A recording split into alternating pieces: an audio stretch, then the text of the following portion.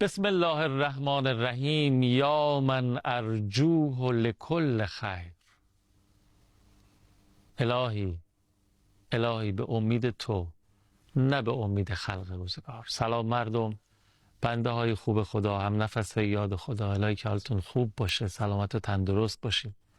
خیلی خیلی قبول باشه استغفارهاتون، روزهاتون، کلن طاعات و عبادات و بندگیاتون تا اینجای ماه خدا رجب المرجب. و الهی که ما رو هم از دعای خیر خودتون محروم نفرموده باشید و از این به بعد هم همینطور برای خدمتگزاران خودتون در برنامه یاد خدا شبکه قرآن سیما دعا بکنید که انشالله بتونیم اونطور که شایسته و بایسته هست و در شأن شما هست ما بتونیم خدمت بکنیم در این برنامه. با این امید و آرزو از شما دعوت میکنم تا پایان این نوبت از یاد خدا را همراهی بفرمایید. یاد خدایی که همچنان مشرف هست در حرم با صفای امامزاده ابراهیم و محمد علیهم السلام در شهر مقدس قم. بفرمایید یاد خدا. اللهم صل علی محمد و آل محمد و عجل فرجهم. سلام علیکم و رحمت الله. استاد رمزی اوحدی، خوشحالیم از زیارت. سلام علیکم و رحمت الله. بنده ارادت خودم رو به جناب عالی، دوستانمون و همه بینندگان محترم تقدیم میکنم و برای همه شما سلامتی از خدای بزرگ میطلبم. زنده باشید. ما برای شما خیلی ممنونم که بازم قدم رنجه کردین و قبول زحمت. خوشش. ما سراپا گوشیم تا بازم از جهاد برامون بگین و از نکته ها و موضوعاتی که در جهاد هست از نگاه قرآن و امیرالمومنین. بله جناب قوامی، سابقه جهاد و جریان حق و باطل از قدیم الایام بود. از زمان قابیل و حابیل شروع شده.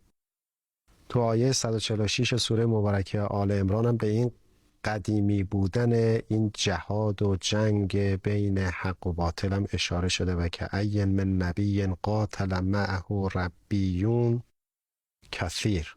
عده زیادی بودن که در گذشته تو این جریان حق و باطل جهاد کردن و این مسیر ادامه داره و جهاد هم فرقی نمیکنه که درونی باشه که در جلسه قبل گفتیم جهاد با اهل بغی، یعنی با کسایی که تو جامعه مسلمین اختلاف و درگیری درست میکنن، و جهاد با بیرون که کفار هستن، با داخلیا منافقین که امام علی رو به عنوان شاخص این رفتار سیاسی، اجتماعی و نظامی تو جریان جنگ نهروان برای دوستان تو جلسه قبل تفصیلش رو گفتیم که با اهل بغی یعنی نهروانی‌ها جنگید. نهروانی‌ها همه مسلمان بودن و پینه بسته بودن و اهل تلاوت قرآن و اینا. و خلاصه این جنگ این چنینی بوده.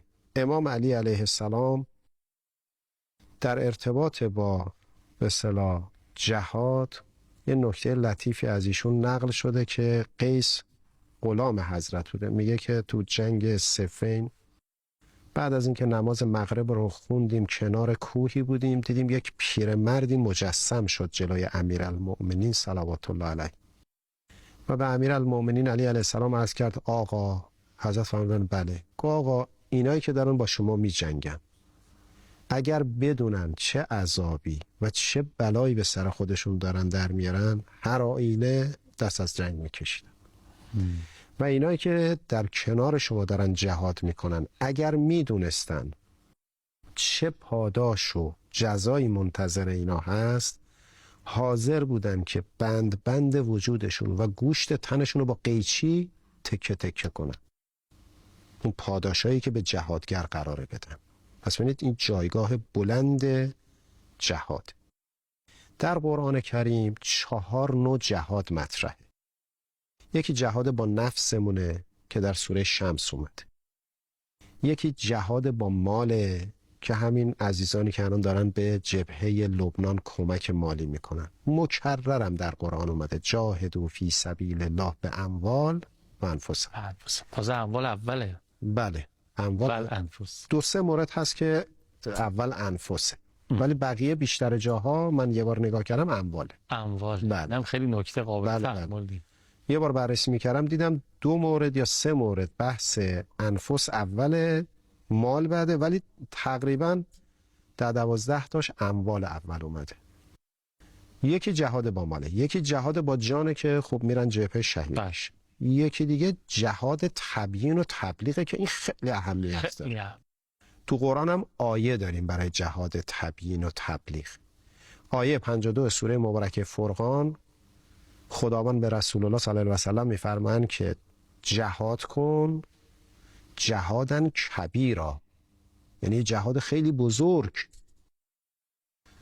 جناب آقای قوامی، چون سوره مبارکه فرقان در مکه نازل شده، همه آقایون مفسرین میگن، شیعه و سنی میگن منظور تبلیغ و جهاد تبلیغی و جهاد تبیینه و صفت کبیر داده، یعنی از اون جهادهای دیگه مهمتره. چرا؟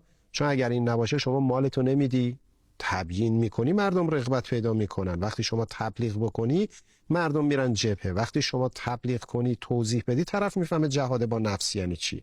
و اینا رو نگی که اونا شکل نمیگیره. بله. پس زیر شاخه اصلی چیه؟ جهاد تبیینه.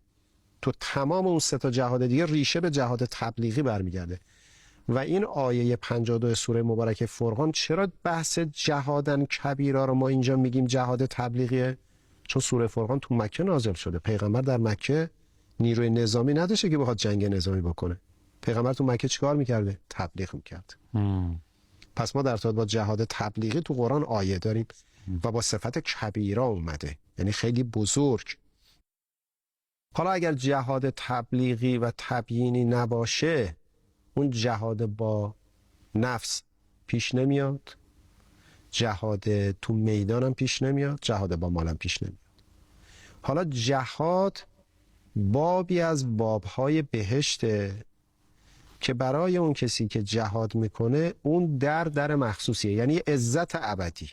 این نکته اول امام علی میفرماید. نکته دوم اینه که تو همین جامعه ای که ما داریم الان زندگی میکنیم، اگر ما در دنیای امروز همین الان یا تاریخ چند سال قبل، چند صد سال قبلمون نگاه بکنیم، هر کجا که آیین مراجع تقلید اومدن وسط جهاد دفاعی رو فتوا دادن، جامعه مسلمین نجات پیدا کرد از شر ظالما.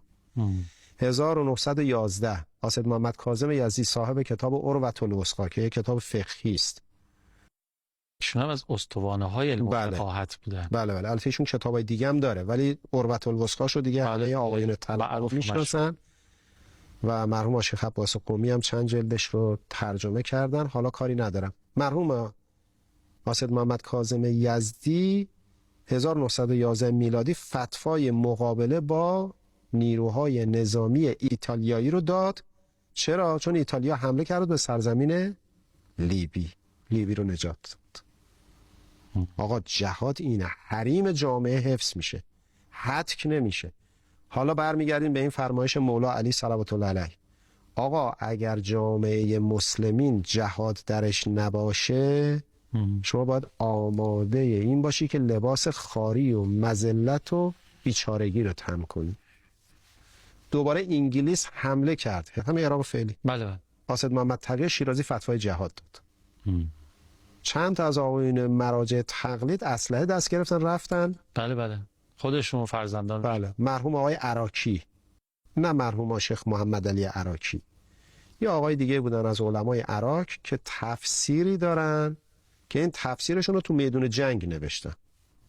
یعنی در این حال که داشتن جهاد میکردن جلوی حمله انگلیس به عراق رو بگیرن. خب حالا اگر اینا اتفاق نمیافتاد، الان چی میشد جامعه مسلم؟ عتبات چی میشد؟ جناب آیت الله سیستانی تو جریان حوادث داعش اگر فتوا نمیدادن، داعش چه میکرد؟ چی کار میکرد؟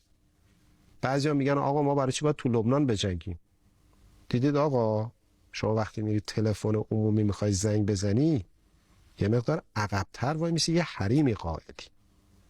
تو رانندگی با ماشین جلویی یه مقدار حریم قائلی، چیپ وای نمیسی. دستگاه خودپرداز یه مقدار حریم میگیری، یه مقدار فاصله میگیری. تو بخش نظامی هم یکی از مهمترین مسائل، این مثالا رو برای چی زدم؟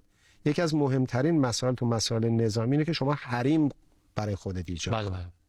نه که دشمن بگذاری بیاد لب مرز بگی خب حالا بسم الله حالا میخوایم بجنگیم. نه خیر آقا، 200 کیلومتر مونده به مرزم نزدیک بشه، من بایستی گاردمو ببندم. پس بهتره که من یه حریمی قائل باشم. لذا اگر جهاد نباشه، ببینید جامعه مسلمین سابقه تاریخی رفتارهای جهادی و علما رو من تو برنامه قبلی هم گفتم، تو این برنامه این موردا رو بله. اشاره کردم. جهاد با مال، جهاد با جان و جهاد تبیین. بله. خب ما اینجا نگه داریم، یه فاصله بگیریم، برگردیم به یه نکته دارم عرض میکنم، شما زحمت پیش تو بفرمایید. اللهم صل علی محمد و آل محمد و عجل فرجهم. فرمودن که اگر ما تن به جهاد ندیم، جهاد با مال و دارایی، جهاد با جانهامون و جهاد تبیین، ما باید تن به ذلت و خاری بدیم و مصادیقش هم فرمودن و اینها.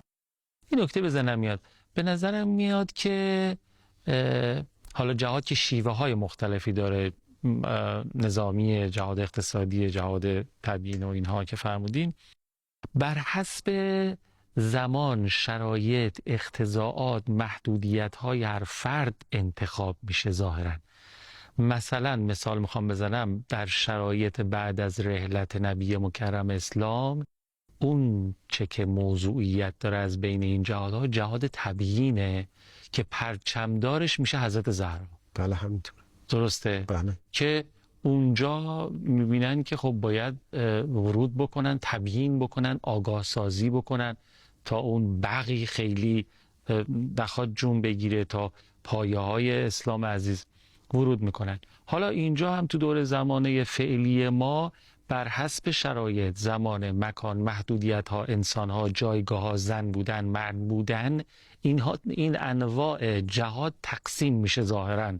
یک کسی هست تو فضای رسانه خب تو فعالیت داره، اصلا امکان حضور در میدان نبرد نداره، همین الان در لبنان امکان حضور گفتن نیست. خب یک کسی میاد جهاد مالی میکنه، یک کسی میبینه تریبون داره، آقا فرمودن آقا کسی که تریبون داری میتونی. اینجا فرضه، اصلا جهاد مگه واجب نیست؟ برای بعضی مثلا میگه آقا مثلا ما حالا از شنبه، آقا فرضه، مثل نمازه، غیر از اینه، مثل روزه است، شما باید ورود بکن. بله همینطوره. لذا جاهل سیاسی اینجا شکل میگیره. ببینید این جهاد تبیین اینجاست، اصلا دیگه نیازی به توپ و تانک هم خیلی نیست، خیلی لذا راحت. اینکه کی پشت این سلاح نشسته مهمه، چه تفکری. آره این جنگ نرمی که آقا سالهاست گفتن به ادبیات مختلف و در مقابله با اون استفاده از جهاد تبیین، اینجا موضوعیت فاجعه بارترش رو بگم، تو جریان جنگ جمل امام علی علیه السلام لای کشته ها داشت راه میرفت. 13,000 نفر از سپاه مقابل کشته شد، 5,000 نفر هم از یاران امام علی. امام علی لای کشته ها راه میرفت، دید پسر مقداد جز سپاه جملیاس و کشته شد. حضرت فرمودن اگر پدر این زنده بود، کار این پسر به اینجا نمیرسید. یعنی اون پدر اگر بود راهنماییش میکرد. آره. ببینید ما مشکل داریم تو بیان. متاسفانه ما تو بخش بیان عبرت‌های تاریخی، نشانه‌گذاری‌های تاریخ سیاسی اسلام خیلی نکات برجسته‌ای داریم که امروز به کار ما میاد. حالا خب کمتر هم بهش اشاره میشه. حالا اینجا بحث به جریان جنگ جمل کشیده شد، باید دوستان این کتاب رو به عنوان یک نشانه خوبی معرفی بکنم. این کتاب رو به نام اخبار جمل نوشته ابی مخنف. ابی مخنف سال 157 از دنیا رفته، 157 قمری. البته یه کتابی هم جناب شیخ مفید داره به نام جمل. این کتاب تقریبا 30-40 سال پیدا شده. یه مقداری هم انتسابش مرددن بعضیا که به جناب شیخ مفید برمیگرده، یعنی علی حالا هر دو تا کتاب خوبیه. ابی مخنف که یکی از مشاهیر در حوزه بله مال جناب شیخ مفید رو عرض کردم. برای همین ما بایستی تو جریان سازی های سیاسی به این نکته توجه داشته باشیم و چشممون هم دنبال ولی امر باشه. یه داستان خیلی زیبایی از جناب مالک اشتر هست. تو جریان جنگ صفین مالک اشتر داشت می جنگید. یه لحظه نگاه کرد، دید امام علی نیست، خیلی ناراحت و دلواپس شد. به غلامش برگشت گفت برو امام علی رو پیدا کن، اگه پیداش کنی تو رو آزادت میکنم. اینم رفت گشت و اومد گفت امام علی فلان نقطه وسط لشکر داره میجنگه. بعد مالک اشتر رسید به امام علی. امام علی ازش پرسید که مالک چی شده، چرا رنگت پریده؟ ابراهیم شهید شده؟ یعنی پسرت شهید شده؟ گفت نه آقا، شما رو گم کردم. چشمش دنبال ولیشه. بله. ما تو جامعه امروز نیاز به رهبر داریم، اطاعت از رهبر که تو جلسات قبل گفتیم. مالک اشتر امام علی رو تو جنگ یه لحظه گم کرد، رنگش پرید به حدی که امام علی گفت پسرت شهید شده؟ گفت نه آقا، شما رو گمت کرد. ببین چه حالی تو صورتش، چه حالی بوده که امام علی فهمید پسرت؟ نه، شما رو گم کرد. شما رو گم کردن. بعضی از ماها امام زمان رو گم کردیم، ولی امر خودمونم گم کردیم، دنبال یه عده تو جامعه سیاسی امروز خودمون افتادیم که اینا سابقهشون سابقه واقعا منحتیه.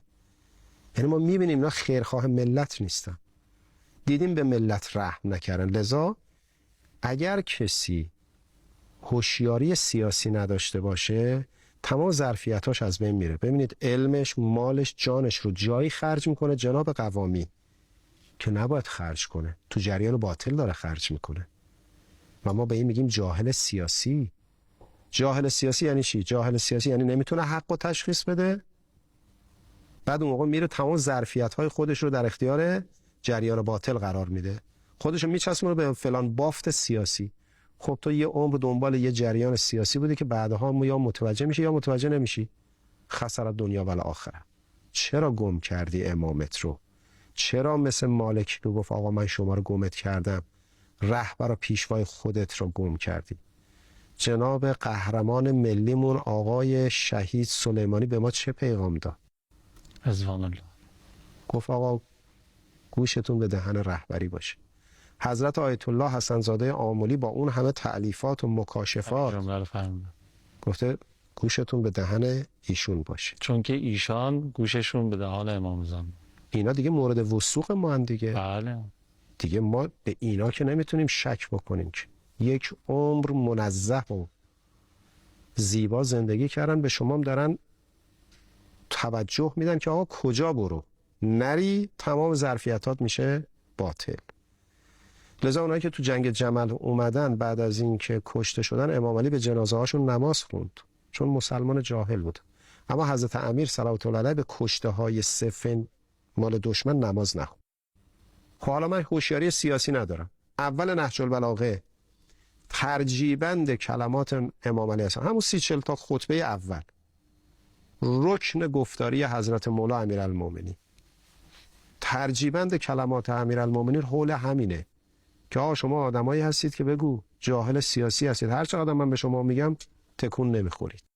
حضرت شروع میکنه برای اینا جهاد تبیین که اینا رو از جهل سیاسیشون خارج کنه که آقا شما چرا انقدر بی تفاوتید، چرا انقدر نسبت به مسائل سیاسی اجتماعیتون ناآگاهید. حالا بعضیاشون گوش میدن، بعضیاشون گوش نمیدن، بعضیاشون لبیک گفتن، بعضیاشون هم لبیک نگفتن. حضرت با این دستاندازهای متعددی مواجه بوده و حضرت امیر اینم مظلومیتشه، با اون علو و درجات بین اینا گیر کرده. خیلی ممنونم از فرمایشات تأمل برانگیز شما، عبرت انگیز شما و مثل همیشه شیرین و دلچسب و کاربردیتون. اجرتون با حضرت امیر انشالله.